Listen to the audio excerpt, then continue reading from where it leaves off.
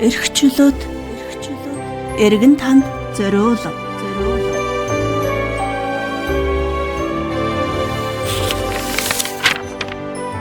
Монгол улсын үндсэн хууль гэж юу вэ? Түүнд ямар агуулга үзэл баримтлал оршин байдаг. Үндсэн хуулиа мэдэх нь ямар үнцэнтэй. Эх орныхоо хөгжил, дэвшил, гэгэн саруул ирээдүйн төлөө бид яг юу хийж чадах вэ? Энэ асуултанд хамтдаа хариулахын тулд эцэг хуулиа их болгон ухаарч мэдэх нь ирээдүйд хүрэх гүр эрх цагийг бүтээх гэгэн алхам юм аа. Хүүхэд залуустаа бүхэн Монголын маргааш эх орны ирээдүй та нарын зүрх, сэтгэлд, зүтгэл, итгэлд буй. Үндсэн үлгэрээс эхэлсэн эрх зүй таны мэд хүн аялалд нь улам мөрөгжиж, Монгол улсын үндсэн хууль таны өдөр бүр уншиж судалдаг ширээний ном тань болох болтугай. Сайн үйлс сайхан ирээдүг манлайлагч зөв монгол хүн болон төлөвших эрхэм зорилгодоо хүртүгэ хэмээн бүрэн эрхэт Монгол улсын эрхчлөөд эргэн танд энэ хүн номыг зориуллаа. Монгол улсын их хурлын дарга Гомбожовын Зандан шатар.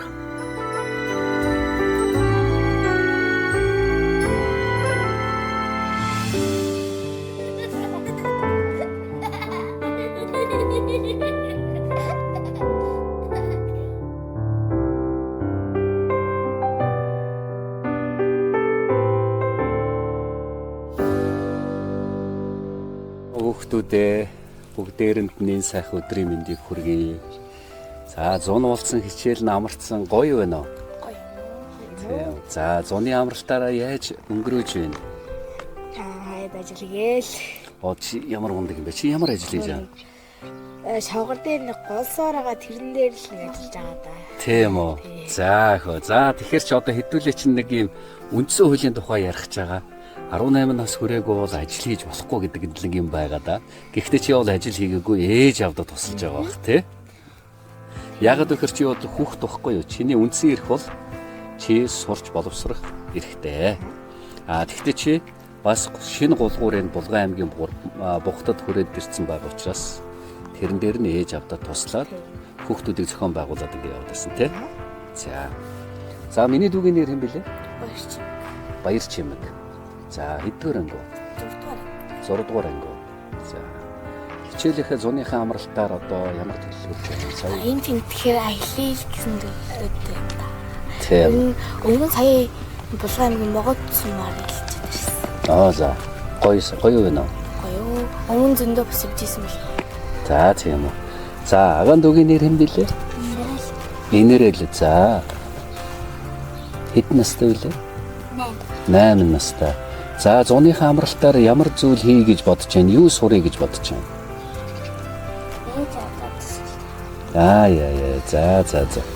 За. Миний хоёр охин ч сууж байгаа. Гэрэлцүүл Исүүжинг нийслэлийн 133 дугаар сургууль. Тэгэхээр би өнөөдөр Булган аймгийн Бугут суманд хөрхөн хүүхдүүдтэйгээ сууж байна. Яагаад ингэж та бүхэнд энэ контентын нэвтрүүлгийг хийе гэхээр энэ зуны дэлгэр цагт хүүхдүүд маань дор бүрнээ өөрсдийнхөө сайхан чөлөөтэй байж байгаа. Тэгэхээр Монгол улсын үндсэн хууль гэж байгаа. Бүх хүүхдүүд бүгдээрээ мэднэ, бүх томчууд бас бүгдээрээ мэддэг. Тэгэхээр үндсэн хууль гэдэг номыг хүүхдэд зориулсан байдлаар маш энгийнээр ингэж хийчихсэн сонсдог ном болгоцсон байгаа.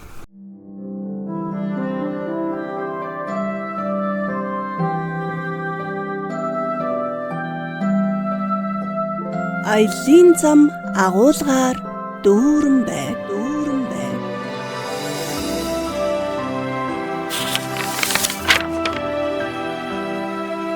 Гайхамшигтай содон түүх, гайхалтай ухаалаг ард түмэнтэй Монгол улсын иргэн болсноор би, чи, бид бүгдээрээ хацтай.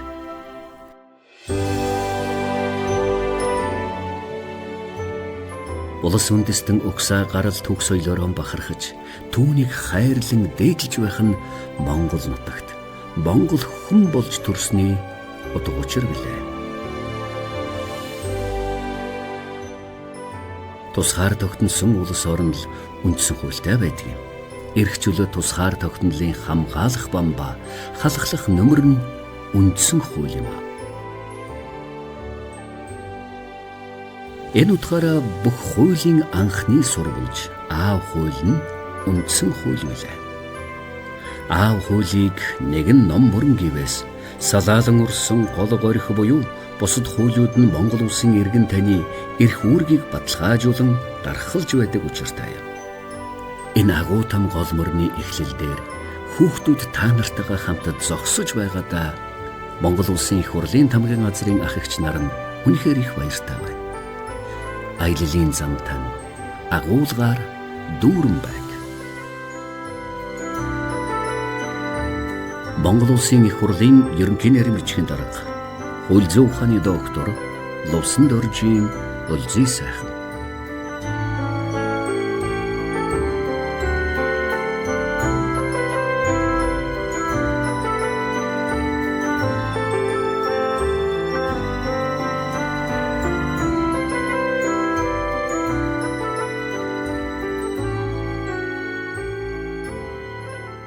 Байгаа.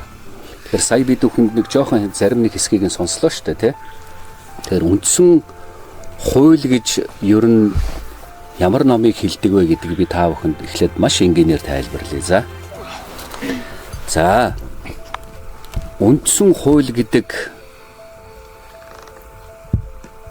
энэ ном бол Монгол улсын иргэн болсон хүн нэг бүрийн хувьд бол хамгийн чухал ном. За бүх ном чухал. Гэхдээ тэр дотроосоо маш онцгой чухал ном гэж байдаг. Чингис хааныхаа түүхийг мэдэх үү? Чингис хааны түүхийг чинь тайлбарлсан дараа үеийнхэндээ ингээд танилцуулсан тэр номыг Монголын нууцд очоо гэж байна. Тэр ном маш чухал Монгол хүнд. Тэрэн шиг адилхан Монгол улсын үндсэн хууль гэдэг бол маш чухал. Тэр үндсэн хууль дээр монголчууд яаж амьдрах ёстой гэдэг тэр хэм хэмжээг заасан байдаг. Та хэд ингээд хоорондоо ингээд тоглодог байх та тийм ээ. За өчигдөр ямар тоглоом тоглосон? Волейбол тоглосон уу? За волейбол тоглоход чинь тодорхой юм дүрмтэй тий. Тийм. Гол зураасны гадаа гүйж гарангутлаа дахиад бөмбөгөө цохиж болохгүй тий. Тэгэхээр тэр чинь ингээд волейбол тоглоно гэдэг чинь тэр тоглоомны дүрм биш үү? Яг тэрэн шиг адилхан энэ томчууд энэ нийгэмд амьдарч байхдаа бас юм дүрмтэй байдаг.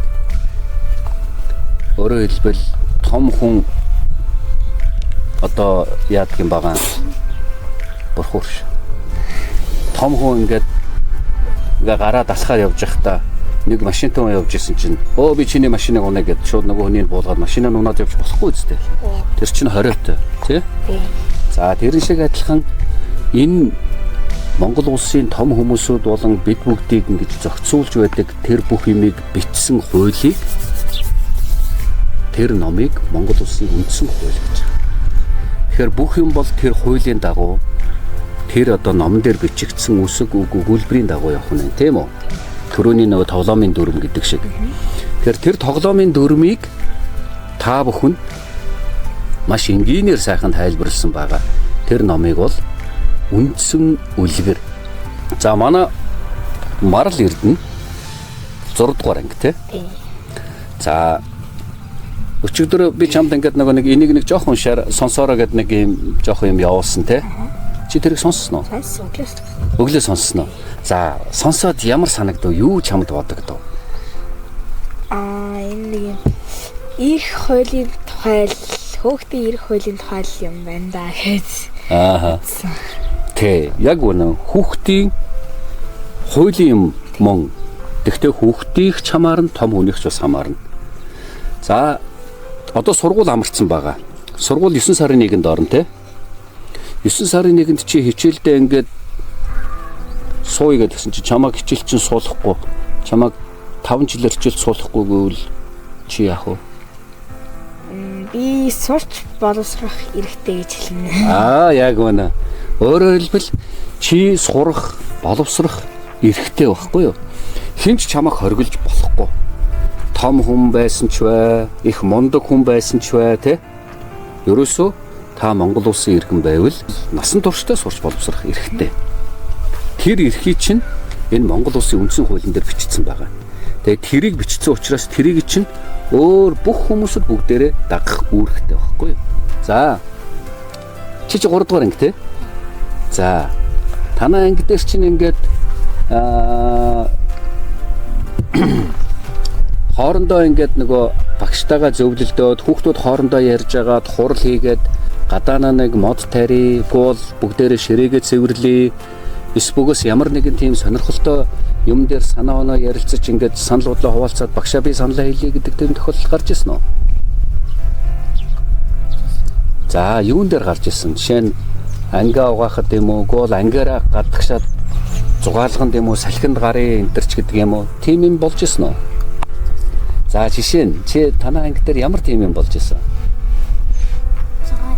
За, зугаалъя гэсэн байна. Хаашаа зугаалъя гэсэн? Аймаг руу? Ой мод руу юу? За, яг үнэ. Тэгээд ой мод руу зугаалъя гэдэг саналыг хэн гаргасан юм? Танай анги хүүхдүүд гаргасан уу? Багш чинь хэлсэн үү?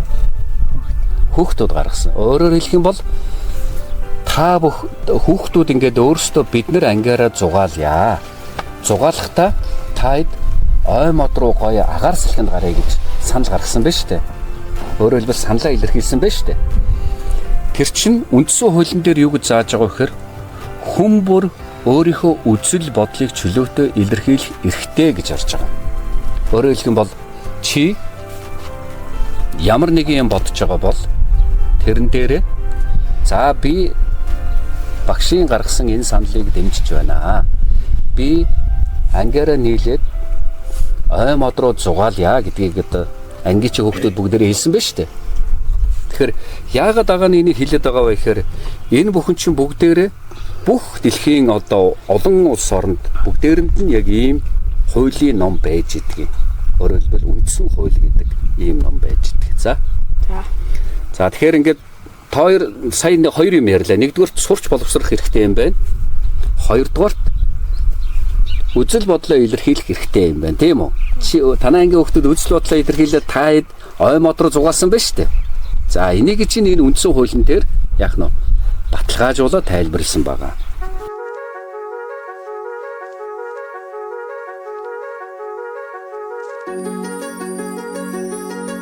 Монгол улсын иргэн та. Сурч боловсрох эрхтэй, амьд явах эрхтэй, сайн дураараа эвлэлдэн нэгдэх эрхтэй. Эрүүл аюулгүй орчинд амьдрах эрхтэй. Тайван жагсаал хийж үзэл бодлоо чөлөөтэй илэрхийлэх эрхтэй. Ажил мэргэжлээ чөлөөтэй сонгох эрхтэй. Эрхтэй эмэгтэй хэн боловч хүйсээр ялгарлан гадуурхагдахгүй байх эрхтэй. Шашин шүтэх, эс шүтэх эрх чөлөөтэй. Жишээлбэл тоглоом талбай ч юм уу. Тэн дээр хүүхд ингээд өөрийнхөө зөв ингээд цагийг өнгөрүүлж байгаа шүү дээ. Тийм болохоор зөв зам руу орох нь ойлгомжтой. Тэгжэл болж байна даа. Тий. Одоо ингээд эрүүл аюулгүй орчинд амьдрах эрхтэй гэдэг маань одоо чинь танаа гадаа ингээд тоглоомын талбай байна шүү дээ. Тэр тоглоомын талбай чинь та эдийг сайн сайхан сонирхолтой аюулгүй тав тухтай амьдруулахад зориулагдж байгаа тоглоомын талбай. Өөрөөр хэлэх юм бол аав ээж чинь юм уу хэн нэгэн тэрийг хийгээгүй танаа ингээд сургуулаас чинь гаргаж өгч хийж өгч штэ цэцэрлэгээс чинь ч юм уу те. Тэр чинь болохоор чиний эрүүл аюулгүй орчинд амьдрах.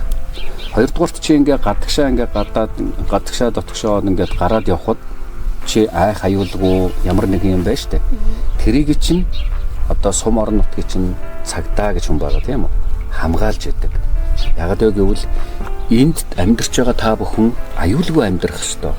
Хэн нэгэн буруу ямар нэгэн хүн та эдэд хор хохирол учруулахгүй байх ёстой гэдэг тэр аюулгүй байдлыг бас хамгаалж яадаг байхгүй. Ойлгож байна уу? Тэрийг эрүүл аюулгүй. Нөгөө талдаа одоо энэ бид бүхэн энэ ч байгаа учраас их сайхан агаар салхинд гоё амьдарч байна. Хотод одоо ч нөвөл болохоор амар хутаатай байдаг шүү дээ. Сонсч байсан те? Тэ чи амьдарч байсан юм уу? За тэгэл ямар санагдав тэр хотод утаан дунд? Өглөө босоод хичээлд явах гэхээр нэг амар их утаатай амьсгалж чаддаг. Тэгээд өөрөө хичээлээсээ тарж ирээд тэгээд нэг жоохон гадаа тоглож ирэхэд бас утаатай тоглож нэг чаддаг. Ааха. Тэр чинь бол өөрөөр хэлбэл эрүүл аюулгүй орчинд амьдрах эрх нь зөрчигдөж байгаа. Тэр зөрчигдөж байгаа эрхийг төр засаг одоо энэ томчууд те энэ Монголын ингээд том улсын их хурлын гишүүд, парламентын гишүүд те дээрэс нь ерөнхий сайд энэ хүмүүсүүд тэрийг эрүүл аюулгүй байх нөхцөлийг бүрдүүлэх үүрэгтэй байхгүй. Тэгэхээр тэр хүмүүсүүд бас ажлыг хийгээгүй байна тийм үү? Тэгэхээр одоо тэр чинь бас бид бүхний ярих хэрэгтэй юм байна.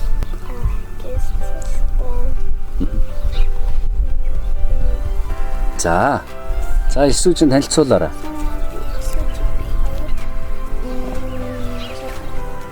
Түрүүн бид бүхэн нөгөө сурах эрхийн талаар ярьлаа. За дээрэс нь үзэл бодлоо илэрхийлэх болон эрүүл аюулгүй орчинд амьдрах талаар бид бүхэн ярьлаа. Энэ бол бидний эрх вэ шүү дээ, тий? За бидний үүрэг одоо яг юу юм бэ гэдэг талаар ярина.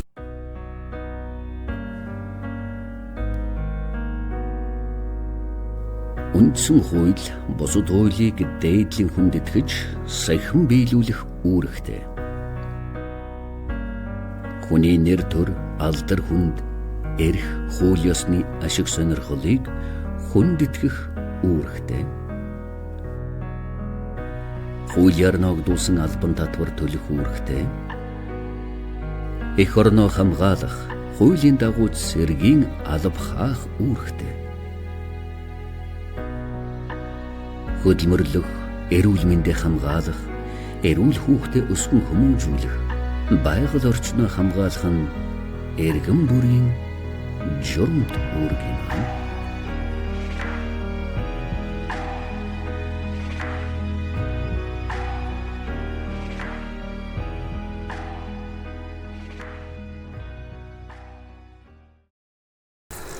За бид нар ямар үүрэгтэй юм бэ? За та хэд юу гэж бодож байна? Багш чинь ингээ гэрийн даалгавар хийгээрэй гэхээр та чинь гэрийн даалгавраа хийх үүрэгтэй энэ төр гэдэг ингэж штэ тий. Гэхдээ заримдаа гэрийн даалгавар хийхгүй байж бас болдог. Ягаад гэхээр тэр хичээлийг та хэд мэдсэн байдаг тий. Гэхдээ хамгийн анхны одоо чинь та хэдийг сураасаа мэдээсээ ойлгосоо гэж ахын бодож байгаа юм юу вэ гэвэл бид нар бие бинийгээ хүндлэх үүрэгтэй. Тийм багыз? За жишээ нь чи ангидаа ороод за чи өөрийнхөө нэг юм за би ийм үүрэг хүлээсэн ягаад вэ гэвэл би ингэсэн гэдэг нэг чи өөрийнхөө жишээг хэлдэ. Би багшигаа хүндлэх хэрэгтэй. Ягаад гэвэл багш маань надад хичээл заасан. За багшигаа хүндлэх хэрэгтэй. За дэргэд байгаа одоо бас ангийнхаа найз нөхдүүдийг бас хүндлэх үүрэгтэй. Тийм үү? Ягаад вэ гэвэл тэр хүүхдүүд чинь та нар шиг л адилхан эрхтэй. Та нар шиг адилхан эрхтэй учраас та нар тэр хүүхдүүдийн эрхэнд бас халдаж болохгүй. Тэр хүүхдүүд бас бид бүхний эрхэнд халдаж болохгүй. Бие биенийгээ хүндлэх үүрэгтэй байх нь шүү дээ, тий. За ага нэг юм цаас та бүхэнд өгье заа юу. Энэ ямар учиртай цаас вэ гэхээр энэ одоо жишээ нь зүв гэж бодож байвал та бүхэн энэ цэнхрийг нь өргөн. Буруу гэж бодвол энэ олбор шарыг нь өргөн заа юу. За тэгэхээр заамаа 1 2 зөв гэвэл энэ тий.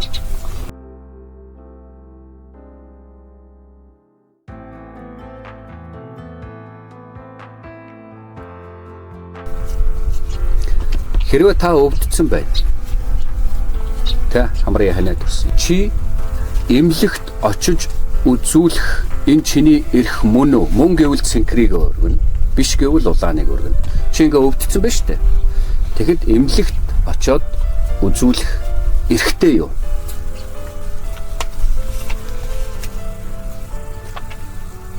За бүгдээрээ дэшег өргөч. Ингээд.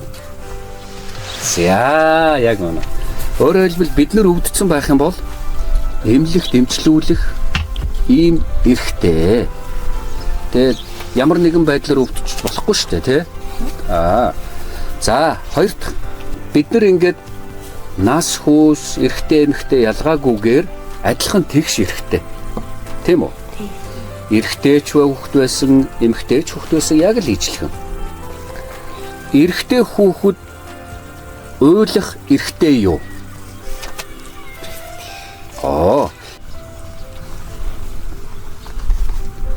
За. Энэ ингээд яагаад ингэж хэлж байгаа вэ гэхээр бид нэр ингээд эрэгтэй хүүхэд болохоор эрэгтэй хүүхэд байхдаа уйлаад байхдаа яадаг энэ төр гэн. Тэгдэж штэ. Эрэгтэй хүүхэд ч гэсэн уйлж болно. Эмэгтэй хүүхэд ч гэсэн уйлж болно. Гагцгүй тэр нь үндсэн хуулиар энэ номон дээр яг ижил тэгш шүү гэдгийг л тайлбарлаж байгаа байхгүй юу? Тийм болохоор агааны нэг инглээ. Тэгэд энэ номон дээр би дааидад ингээд файлаар нь агаан өгчин заяа. Чамбар ингээ бүгднийг тэгээд найзтай ингээ гоё шеэрлээд дахиад уншаад сонирхоо судлаад ингээ яваарай заа. Энэ дээр нэг юм гоё түүх явдаг юм. Тэр нь ямар учиртай түүх вэ гэхээр одоо ингээ би өөрөө ингээ сурах гэж байгаа бол сурах хэрэгтэй. Тэгээд хэрвээ намайг одоо ингээ нэг багш ч юм уу хүн ингээд чамайг сургууль сурахгүй гэвэл би сурч боловсрох эрхтэй. Энэ бол үндсэн хуулиар олгогдсон гэж штэ тий. Тэгэж хэлсэн. За ямар ч лсэн нэг хөөрхөн жишээ хэллээ. Үндсэн хууль гэдэг нь бодъё л та. Тэ бодно. Тэр ном биш үү? Тэр ном чи ерөөсөө за бид нэр сурч боловсрах эрхтэй гэдгийг бичсэн байна. Тэр бичсэн номыг хүн болгон дагаж биелүүлнэ. Өөрөлдвөл их хүчтэй ном байгаа үстэй тэр ном бол. Дээрэс нь чи бусдыг доромжилж болохгүй. Одоо сошиал дээр ингээд бид нар чинь янз янзын юм ингээд постлонгот хүмүүсүүд янз янзаар ингээд хейт өгдөн штэ тий. Тэгэхээр чи үзэл бодлыг илэрхийлж болно. Гэхдээ бусдыг доромжилж болохгүй гэдэг юмыг энэ дээр чинь үндсэн хуулинд дээр бичсэн байгаа байхгүй. Тэрийг ингээд нэг тоглоомын дүрм шиг байна. Одоо хүн бол үүрэгтэй штэ. Тий. Үүрийгээ дагаад бас ирэх баг гэж бодож байна. Тэгээд тоглоомоор тайлбарлсан юм чинь шууд тайлбарлаж байгаа. Тий.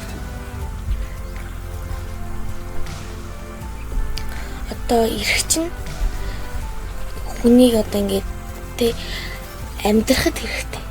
Хүүхэд хүн харин үүрэг чинь бас тэнд нь тусалдаг. Тэглэв. За бид бүхэн ямар номны тухай ярьсан бэ? Үндсэн хуулийн тухай ярьсан. Яг үнэ үндсэн хуулийн тухай ном ярьсан.